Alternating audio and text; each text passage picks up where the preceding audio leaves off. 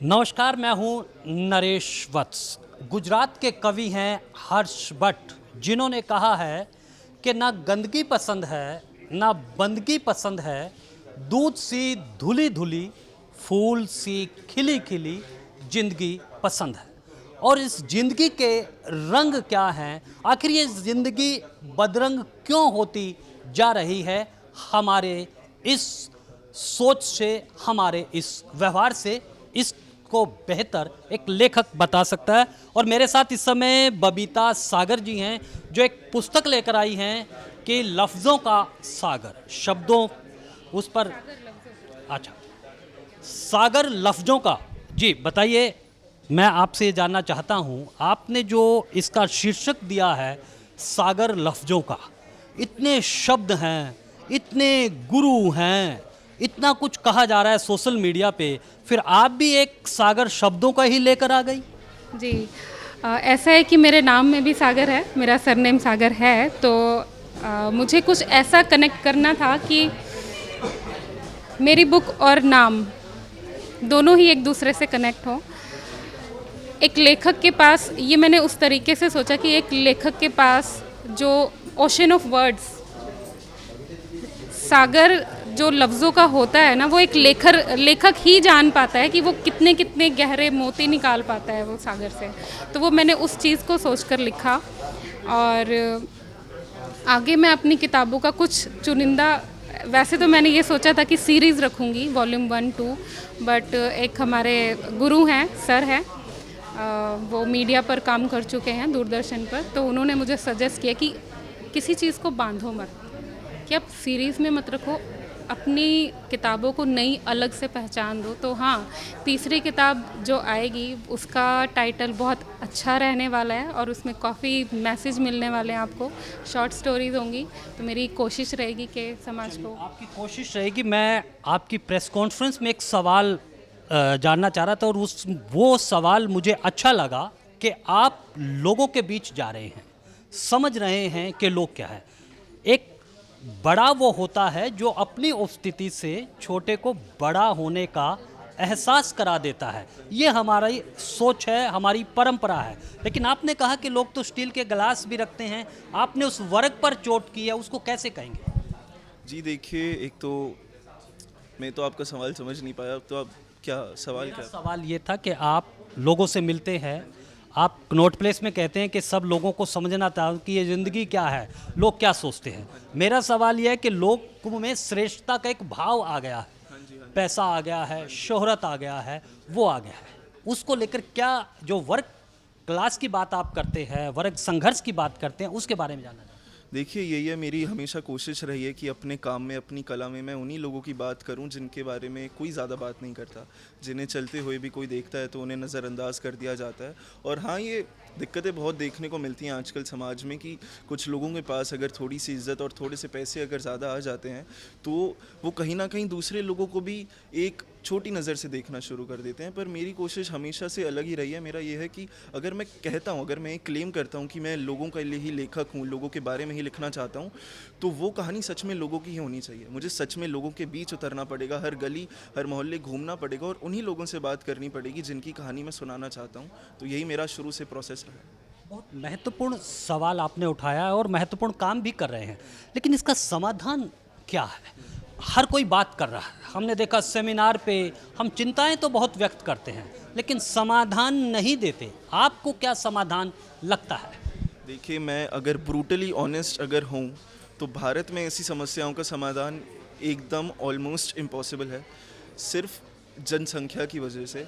अगर हम देखें, अगर कोई आदमी एजुकेटेड है, उसे पता है कि और एक औरत से किस तरीके से पेश आना है। एक आदमी अगर कोई फाइनेंशियली बैकवर्ड बैकग्राउंड से आता है तो उससे किस तरीके से पेश आना है, उसे कैसे ऐसा महसूस कराना है कि वो भी हमारे बराबर है। माना कि मैं तुमसे थोड़ा अमीर हूँ, तुम थोड़े गरीब हो, बट मैं पढ़ा लिखा आदमी हूँ, मुझे पता है कि कैसे पेश आना है। पर भारत में जनसंख्या की इतनी दिक्कत है, इतनी इशूज़ हैं कि हम ग्रास रूट लेवल पर उस लेवल की एजुकेशन नहीं पहुँचा पा रहे हैं जिससे लोग जागरूक हो और उनमें पढ़ लिख के इतनी समझ आए कि हाँ, हमें बर्ताव कैसे करना है, कोलकाता का हमने केस देखने को मिला, वो चीज़ कोई इंसान नहीं कर सकता, कोई एजुकेटेड इंसान नहीं कर सकता जिसको ह्यूमन बायोलॉजी के बारे में बताया गया हो, जिसे साइकोलॉजी के बारे में हल्का सा पता किया हो कि आपके एक्शंस के कॉन्सिक्वेंसेज होते हैं, वो लोगों के दिमाग में कहीं ना कहीं घाव छोड़ जाते हैं।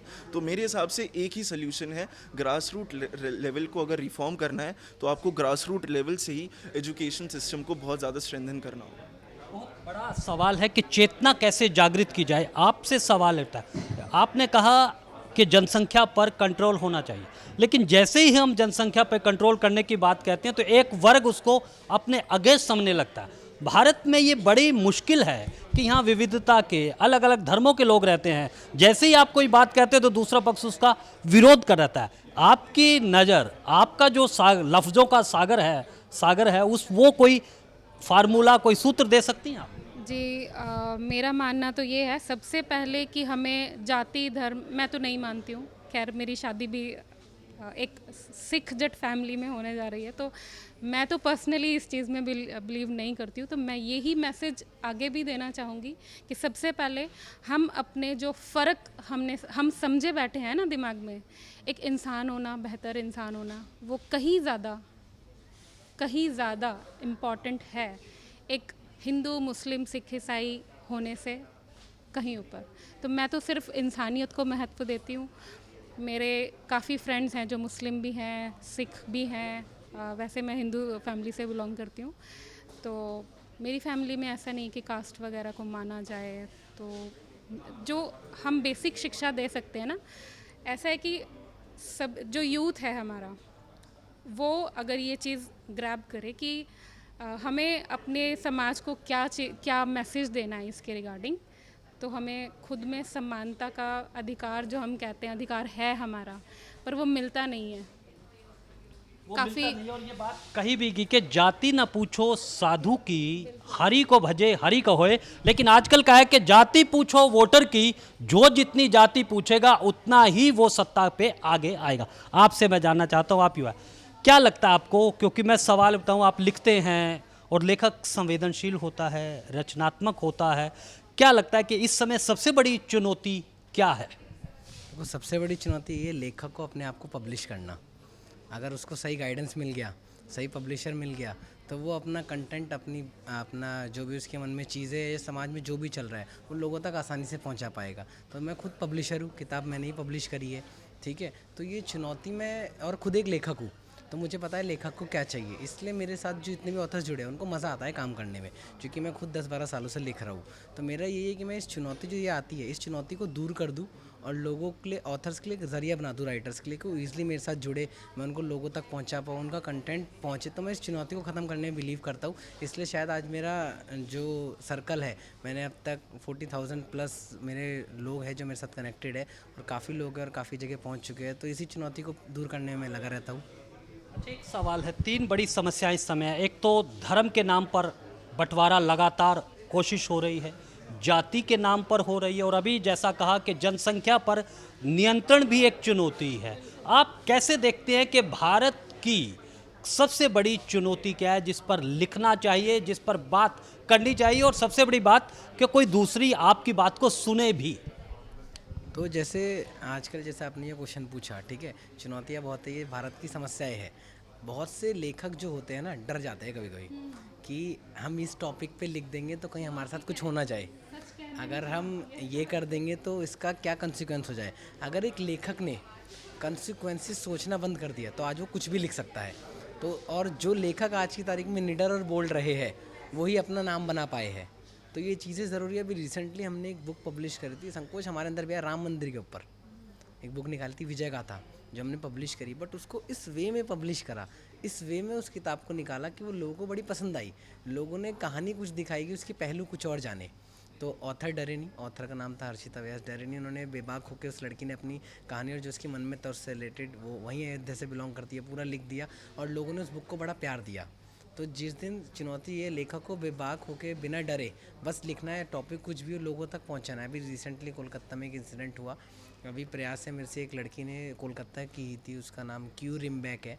तो उसने मेरे से कनेक्ट करा कि मैं इस विषय पे किताब लिखना चाहती हूँ कि जिससे मेरी किताब अगर लोगों तक पहुँचे। तो एक उसने मुझे बहुत अच्छी लाइन बोली, मेरा किताब का मकसद ये है कि किताब लोगों तक तो पहुँचे पर रेपिस्ट तक भी पहुँचे, कि वो रेपिस्ट उस किताब को पढ़े और वो ये जाने कि वो ये कर रहा है, तो उससे मतलब उसका कंटेंट उसने मुझे ऐसे बताया कि वो उन तक पहुंचा के उनके मन में ये डाल सके कि ये चीज़ गलत है और ये लोगों तक पहुंचे कि उनके माइंड से वो चीज़ निकल ही जाए। तो बहुत अच्छा लगा कंटेंट। ज़्यादा तो मुझसे बताऊंगा नहीं, क्योंकि क्या पता वो किताब अच्छी पब्लिश तो अगली कॉन्फ्रेंस के बारे में यहीं पे हो। चलिए, बहुत बड़ी बात है कि जलता हुआ दीपक ही 100 बुझे हुए दीपक को जला सकता है। एक जलता हुआ दीपक होना बड़ी बात है। आपका मन क्या कह रहा है, किस तरह का दीपक आप जलाना चाहते हैं? देखिए, रोहित भाई ने कभी बात बोली कि जब तक एक राइटर डरता रहेगा अपनी बात रखने से पहले, तब तक बदलाव नहीं आएगा। और कहीं ना कहीं हम देखें कि चाहे वो एंटरटेनमेंट इंडस्ट्री हो, चाहे वो मीडिया हो, चाहे वो लोगों तक संवेदनशील से संवेदनशील बात पहुंचाने तक की बात हो, उसमें राइटर्स का रोल बहुत ही ज़्यादा बड़ा होता है। अभी हाल ही में मैंने कोलकाता वाले इंसिडेंट पे एक नज़म लिखी थी। उसकी आखिरी लाइन ये थी कि कोई उन रेपिस्ट से पूछना कि अगर कल को देवी अपने शेर पर उतर के नीचे आएंगी, तो क्या जब उनके पैर पड़ रहे होगे तुम, तो क्या तुम उनकी भी साड़ी में झांकोगे? ये लाइन लिखते हुए मैं बहुत डर रहा था कि कहीं, मैं खुद हिंदू हूँ, पर मुझे ये बहुत बात का बहुत डर था कि कहीं दूसरे हिंदू इस बात पर मुझे गुस्सा ना करने लग जाएं कि तुम देवी के बारे में ऐसा कैसे लिख सकते हो। तो मेरे हिसाब से एक जलता दीप वही होगा आज के समाज में कि ईजिली हर बात पर ऑफेंड आपको नहीं होना है। और आपने बात करी हिंदू मुस्लिम की, जब भी अगर मैं कोलकाता से रिलेटेड इंसिडेंट की कोई भी वीडियो देखता हूँ ना, कमेंट्स में लिखा होता है हिंदू होगा, मुसलमान होगा जिसने रेप किया होगा। हाँ जी। और तो यही बात मुझे हटानी है कि अगर आज की ऑडियंस बहुत हर चीज़ अज्यूम करती है और वो रिलीजियस ग्राउंड्स पर ही उन चीज़ों को अज्यूम करती है, और जो बहुत गलत है। कहीं ना कहीं धर्म से संबोधित जो भी मुद्दे हैं वो कहीं ना कहीं हमें खा जाएंगे। और हमें एज ए देश हम इतना पोटेंशियल रखते हैं ग्रो करने का, हमारी फॉरेन पॉलिसी इतनी स्ट्रांग हो चुकी है, हम इंटरनेशनली आज वो एक हैसियत रखते हैं अपनी बात आगे रखने की, जो मैं कहना चाहूँगा 10-15 साल पहले हम नहीं रखते थे। और आज मोदी जी की मैं इस बात में तारीफ़ करना चाहूँगा कि उन्होंने इस देश को इस स्तर पे लाए हैं कि हमारी बात बाहर सुनी जाती है। पर आज हमारे देश के अंदर ही ऐसी गतिविधियाँ हो रही हैं, स्पेशली रिलीजियस बेसिस पर, जो हमें अंदर से बहुत खोखला और कमज़ोर कर रही है। तो ये जागने का समय है। आपसे एक आखिरी सवाल है, एक महिला होने के नाते आप कैसे देखते हैं? बंगाल की घटना हुई और हर जगह महिलाओं पर अत्याचार लगातार बढ़ते जा रहे हैं। और जो लेखक की बात है, लेखक भी बट रहा है। कोई कहता है कम्युनिस्टी विचारधारा, कोई कहता है राष्ट्रभक्त लेखक। ये जो वर्गों में भी लेखक बट गया है, बॉलीवुड बटा, लेखक बटे, मीडिया में भी बट गए, गैंग बन गए हैं। इसमें कैसे नई रोशनी दिखाएंगी आप? सर, ऐसा है कि मैं इस चीज़ पर इस तरह से देखती हूँ कि सबसे पहले हमें अपनी जो बाउंड्रीज़ है ना, उनको हटाना बहुत ज़रूरी है। वो हर किसी पर अप्लाई होती है, फिर वो चाहे हम धर्म के लिए कहें, चाहे किसी लड़की के साथ बुरा हो रहा है, ठीक है। बाउंड्रीज़ इन द सेंस लड़कियों पर भी बाउंड्री, एक पहरा लगाया जा रहा है कि तुम तो कपड़े ऐसे पहनती हो, तुम्हारे साथ तो होना ही था। बट आप उस इंसान की, मैं इंसान नहीं कहूँगी जो ऐसा काम करते हैं, एक्चुअली धर्म तो बहुत दूर की बात है, वो एक इंसान ही नहीं है मेरी नज़रों में जो ये काम करता है। क्योंकि एक राक्षस होना, वो इंसान तो नहीं है, राक्षस से भी परे है। तो बाउंड्री सबसे पहले हटाना कि हम अपना दिमाग खोल सकें, खुले विचार रख सकें। लड़कियां क्या सोचती हैं, बेटियां क्या सोचती हैं, माएँ क्या सोचती हैं, और हमारे घर के भाई क्या सोचते हैं। हम कहीं ना कहीं ऐसा होता है ना, हमारी फैमिलीज़ में हम अपने भाइयों को बड़ा वो करते हैं, और वो कहीं कुछ कर रहे हैं तो ये हमारी जिम्मेदारी नहीं होती। पर ये घर से ही शुरू होनी चाहिए शिक्षा। माँ बाप इस चीज़ को सिखाएंगे कि अपने बेटे को ये चीज़ सिखानी चाहिए कि तुम्हारी वजह से कहीं बाहर किसी लड़की को तकलीफ़ नहीं होनी चाहिए। तो ये पहली शिक्षा तो अपने घर से ही शुरू हो तो शायद हर घर तक पहुंच पाएगी। तो माँ बाप का ही, जहाँ कहते हैं ना, मैंने यूपी में ज़्यादा ये चीज़ सुनी है कि लड़कियों को बोला जाता है कि तू कौन सा पढ़ लिख कर मुंशन बन जाएगी या फिर कुछ बन जाएगी, ये तो कमा कर लेकर आएगा। तो कहीं ना कहीं माँ बाप ऐसी सोच डालते हैं उनके कि ये तो इसी चीज़ के लिए बनी है। तो वही है, तो सबसे पहला काम हमें अपने घर से शुरू करना पड़ेगा, लड़कों को सीख देनी पड़ेगी, तब हमारी घर की महिलाएं और दूसरे घरों की बेटियां वो सुरक्षित रहेंगी। हम जितना तमाशबीन बनकर देखते हैं ना, उतना हम सहयोग कर पाएँ कि उसे बचाने के लिए मैं खड़ा हूँ, उस पर प्राउड करना चाहिए हमें। तो मैं सिर्फ इतना कहना चाहूँगी कि घर से। अपने खूबसूरत दुनिया बनाने का ख्वाब नए लेखकों ने देखा है और सागर लफ्ज़ों का ये बबीता सागर की पुस्तक है। अभी मैंने इसको पढ़ा नहीं है लेकिन इसको पढ़ेंगे। लेकिन खुशी की बात यह है कि नए उदयमान लेखक जो हैं वो आ रहे हैं और नई समसामयिक विषयों पर लिख रहे हैं, जिसको इस समय सबसे ज़्यादा आवश्यकता है उस पर बहस करने की। और आपको भी ऐसी पुस्तक को पढ़ना चाहिए और उस पर अपनी राय रखनी चाहिए। तो आज के लिए बस इतना ही। मुझे मेरे सहयोगी रविंद्र के साथ दीजिए अनुमति और आप बने रहें ब्रॉडकास्ट मंत्रा के साथ।